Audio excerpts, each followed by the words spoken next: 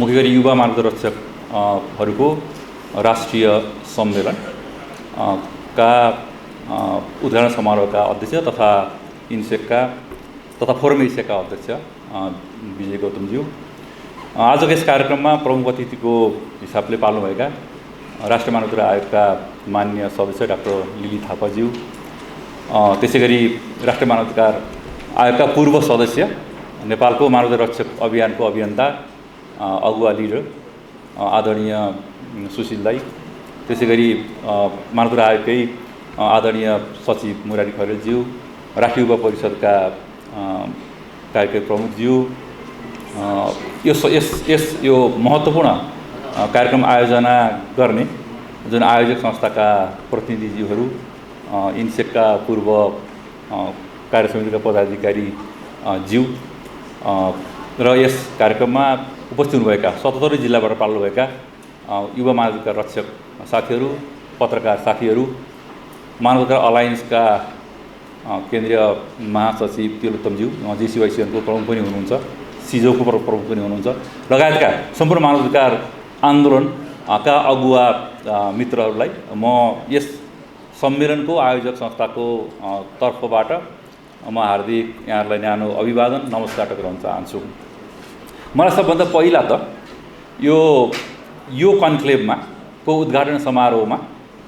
आजभन्दा करिब 43 वर्ष अगाडि मानवाधिकार संरक्षण मञ्च होला होइन सुशील दाई को स्थापना गर्ने सुशील प्याकुरेल दाई र सल्यानकी 25 वर्षभन्दा नि कम उमेरकी मानवाधिकार रक्षक सञ्जालकी संस्थापक सदस्य हाम्रो योगमाया बहिनी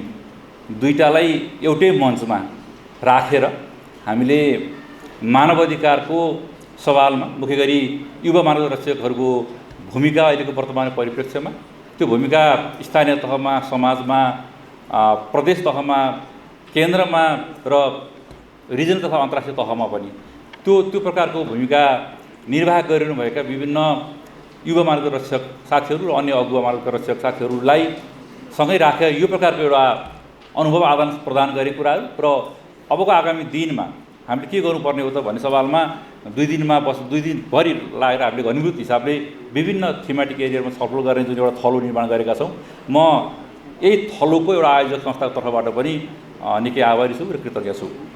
वास्तवमा अहिले पनि हामीले धेरै हिसाबले मानवाधिकारको आन्दोलनमा कहिलेकाहीँ हामीले यो आन्दोलनलाई हिजोबाट इतिहासलाई हामीले यसो केलाउँदै यसलाई अलिकति हेर्दै जाँदाखेरि चाहिँ कहिलेकाहीँ आवश्यकताले भूमिका निर्धारण गर्दै जाने, कहिलेकाहीँ राज्य अति पुरुल हुँदै जाँदाखेरि चाहिँ आवाजहरू थप बुलन्द बनाउनु पर्ने, कहिलेकाहीँ राज्य अलिकति उत्तरदायी हुँदाखेरि चाहिँ हाम्रो आवाजहरू कम भएको हो कि भन्ने ढङ्गले चाहिँ के अरे हामीले लिनुपर्ने अथवा त्यो आवश्यकता छैन कि भन्ने ढङ्गले महसुस गर्नुपर्ने, यो सब समय क्रममा यो विगतको 40-50 वर्षको हाम्रो इतिहासलाई हेर्ने हो भनेदेखि चाहिँ मानवाधिकारको समग्र आन्दोलनले कहिले अलिकति सक्रियता, कहिले अलिकति शिथिलता गरे पनि हाम्रो अभियान जारी छ अथवा निरन्तर छ र त्यो निरन्तर जुन अभियानमा अब चाहिँ यसको नेतृत्व गर्ने जिम्मेवारी सारथी चाहिँ यो वास्तव युवाहरूको हातमा चाहिँ जाँदैछ र जान जरुरी पनि छ। किनकि अस्ति भर्खरको जुन भदौको जेएनजी आन्दोलनले पनि युवाहरूको मुभमेन्टले कुन तहको परिवर्तन लिएर आउँदो रहेछ भन्ने कुरा देखाइसकेको चाहिँ छ हैन। एउटा कुरा त्यो सँगसँगै हामीले अहिले पनि हेर्ने हो भनेदेखि चाहिँ थुप्रै तमाम सामाजिक आर्थिक सवालहरू चाहिँ छन्। अहिले भर्खर पनि बहिनीले भन्नुभयो अहिले पनि तपाईँको झन्झनै हाम्रो डेटा हेर्ने हो भने बाल विवाह गर्नुपर्ने हैन, जम्मा बालिकाहरूको झन्झनै 29% चाहिँ अझै पनि बाल विवाह गर्नुपर्ने चाहिँ अवस्था चाहिँ छ। 9% बालकहरूले चाहिँ बाल विवाह गरिरहेको छ भन्ने हामीसँग तथ्याङ्क छ। थुप्रै तपाईँको चाहिँ के अरे व्यक्तिहरू जसलाई चाहिँ धरपकड गर्ने अनलाइन तथा अफलाइनमा चाहिँ के अरे सरकारको पक्षबाट चाहिँ विभिन्न प्रकारको चाहिँ आक्षेपहरू लगाउने अथवा चाहिँ गैरकानुनी हिसाबले थुनामा राख्ने होला। हाम्रो संविधानलेबाट प्राप्त गरेको जुन राइट टु एसोसिएसन छ, हामीले जुन अथवा फ्रिडम अफ स्पिचको कुराकानी छ, त्यो गर्दाखेरि पनि हामी सर्टेन ठाउँमा रेस्ट्रिक्टेड ठाउँमा गएर चाहिँ उभिनुपर्ने, कुराकानी गर्नुपर्ने, त्यो गर्दा गर्दै पनि के अरे कतिपय अवस्थामा राज्यबाट चाहिँ धरपकडहरू सहनुपर्ने, गैर न्यायिक थुनाको चाहिँ अवस्थाहरू सहनुपर्ने, यी तमाम सभाहरू अहिले पनि छन्। महिला हिंसा कुराकानी गर्ने अहिले पनि हाम्रो प्रहरीको तथ्याङ्कले चाहिँ हजारौँ वार्षिक रूपमा त्यो प्रकारको विभिन्न प्रकारको चाहिँ हिंसा चाहिँ भोग्नु परेको चाहिँ अवस्था चाहिँ छ भने भौगोलिक हिसाबले पनि जो सुदूर आज वास्तवमा 10वटै जिल्ला कर्णालीका जिल्लाबाट साथीहरू यहाँ उपस्थित हुनुहुन्छ त्यो जुन भौगोलिक हिसाबले जुन विकटता भएको अवस्थामा पनि झन् त्यो माथि पनि हामीले जुन एउटा अन्तर्वर्गीय अथवा इन्टरसेक्सन हिसाबले पनि अझ थुप्रै प्रकारको संरचनागत विभेद भोग्नुपर्ने र मानवाधिकार उल्लङ्घनको जुन घटनाबाट प्रताडित हुनुपर्ने पीडित हुनुपर्ने यो अवस्था अहिले पनि छ। हामीसँग नयाँ संविधान बने पनि थुप्रै कानुनहरू चाहिँ त्यो अनुसार जान सकेका छैन। हामीले मानवाधिकार रक्षकहरूको कानुनको निम्ति पैरवी गरिरहेका छौँ विभिन्न प्रदेशहरूमा अथवा केन्द्रमा त्यो कानुन अगाडि बढ्न सकेको अवस्था चाहिँ छैन।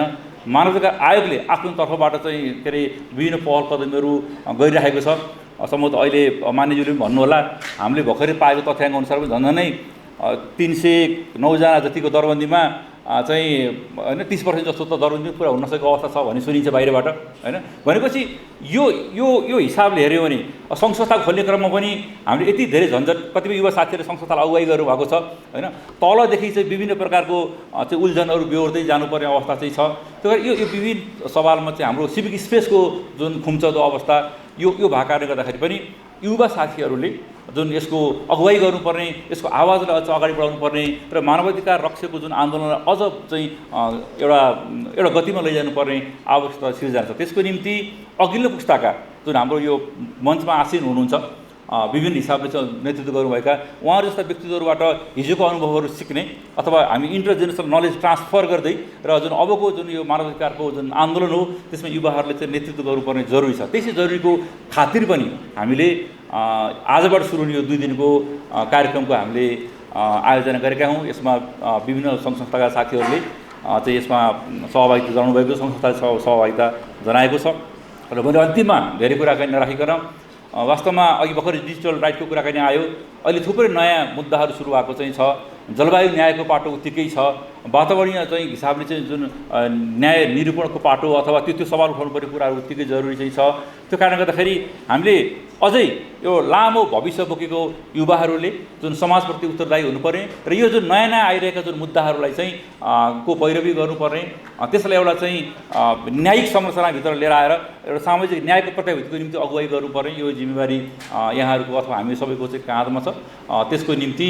यो 2 दिनको जुन समारोहले चाहिँ पक्कै पनि थप बल प्रदान गरेछ, थप ऐक्यबद्धता सिर्जना गरेछ भन्ने म अपेक्षा राख्छु। रोइम नेपालले अब अघि जुन बहिनी पनि कर्णाली प्रदेशबाट प्रतिनिधित्व गर्नुभयो हामीले सुरुवात गरेको युवा मानवाधिकार रक्षक सञ्जालको संस्थाको प्रतिनिधि हिसाबले चाहिँ हुनुभयो। थुप्रै यहाँ साथीहरू चाहिँ यसरी आउनु भएको छ। थुप्रै त्यो अभियानलाई अलिकति जागरुक बनाउने काम गरेका छौँ र यसै आजैबाट सुरुवात गरेको अभियान इन्सेक लगायत हामीले चाहिँ 7वटै प्रदेशमा प्रतिस्तरीय पनि यसै सम्मेलन गर्दै लैजाने र यसलाई एक लेभलको युवाहरूलाई एउटा यो राज्यप्रति जुन राज्य संरचनालाई उत्तरदायी बनाउनको निम्ति चाहिँ पैरवीको हिसाबले उहाँहरूलाई बलियो बनाउने जुन अभियान हामीले सुरुवात गर्ने प्रयास गरिरहेका छौँ र म उपस्थित सम्पूर्ण अतिथिज्यूहरूलाई पनि यसको मर्मलाई बुझेर उपस्थित हुनुभएको छ। यहाँहरूको अनुभव यहाँहरूको सहयोग को चाहिँ पक्कै पनि सम्पूर्ण युवा साथीहरूले प्राप्त गर्नुहुन्छ भन्ने पनि म अपेक्षा गर्छु र जुन यो 2 दिन सम्मेलनबाट आएको कुरालाई चाहिँ आफ्नो जिल्लामा आफ्नो समुदायमा जहाँ हामी ऐक्यबद्ध छौँ त्यहाँ चाहिँ त्यसलाई चाहिँ लैजाने र अगाडि बढाउने काम चाहिँ यहाँ गर्नुहुन्छ भन्ने कुराहरू राख्दै म थप फेरि पछि हाम्रो अरू सेसनहरू पनि छ। म अहिले चाहिँ यो 2 दिनको जुन यो प्रोग्रामको कन्सेप्टको म शुभकामना टक्राउन चाहन्छु। धन्यवाद।